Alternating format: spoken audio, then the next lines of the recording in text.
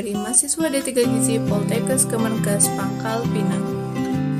Video ini dibuat untuk menyelesaikan salah satu tugas kelompok di mata kuliah Hukum Kesehatan dengan dosen pengampu Bapak Zandiri Wardani SGZ MSI dan Bapak Rio Armanda Agustian SH.MH.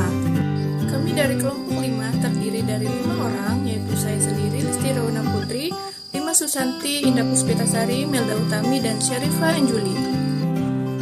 Video ini akan membahas sebuah kasus dan implementasi terkait Undang-Undang Registrasi Tenaga Kesehatan. So, langsung saja kita simak video dari kelompok 5. Check it out. Di Indonesia, kasus malapraktik masih kerap terjadi, malahan setiap tahunnya bertambah. Salah satu contohnya terjadi pada bayi mungil bernama Zahra yang diduga menjadi korban malapraktik di Kabupaten Konawe, Sulawesi Tenggara. Noksa perawat di klinik Azaria, Zahra diduga mengalami gangguan radang tenggorokan serta mengalami demam sehingga akhirnya dilarikan ke klinik Azaria. Namun, Zahra sang bayi mungil tersebut mengalami kejang-kejang lalu tidak sadarkan diri sehabis menerima penyuntikan dari kedokteran lewat infusnya di klinik Azaria. Setelah koma, Zahra sempat ditangani 3 jam di klinik Azaria saat sebelum akhirnya dilarikan ke RSUD Kabupaten Konawe. Tetapi Zahra masih belum menunjukkan kemajuan.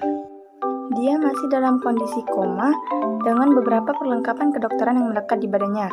Dari contoh kasus di atas bisa disimpulkan, jika adanya kesalahan dalam penanganan pasien yang bisa dibuktikan secara hukum, Zahra yang awalnya ingin memulai Kabupaten Konawe.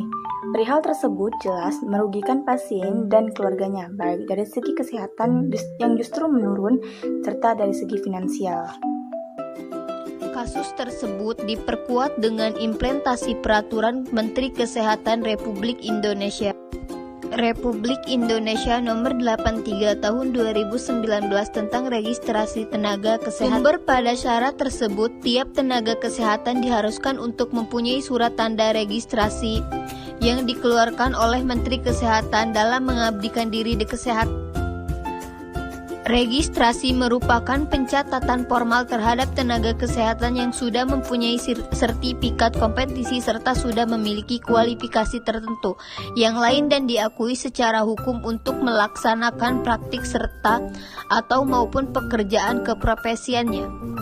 Dengan demikian, tiap tenaga kesehatan dalam melaksanakan profesinya wajib tercatat sebagai tenaga kesehatan serta sudah mempunyai sertifikat kompetisi, sehingga akan mendapatkan kepastian hukum ketika melaksanakan tugas yang di bidang kesehatan. Seorang dokter dan dokter gigi yang melakukan kegiatan pelayanan kesehatan wajib memiliki surat izin praktek dari pemerintah.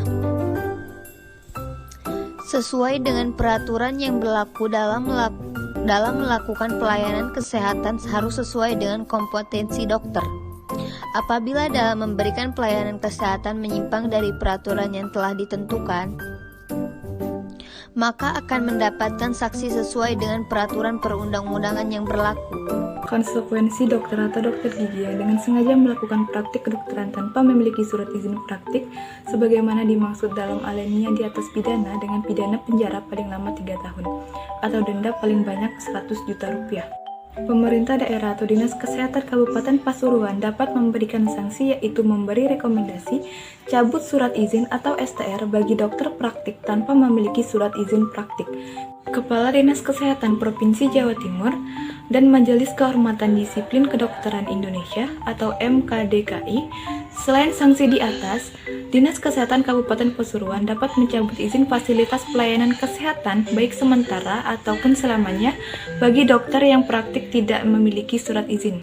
Dampak yang ditimbulkan apabila praktik kedokteran tanpa STR atau SIP dapat menimbulkan akibat yang dapat merugikan kesehatan fisik, mental, atau nyawa pasien.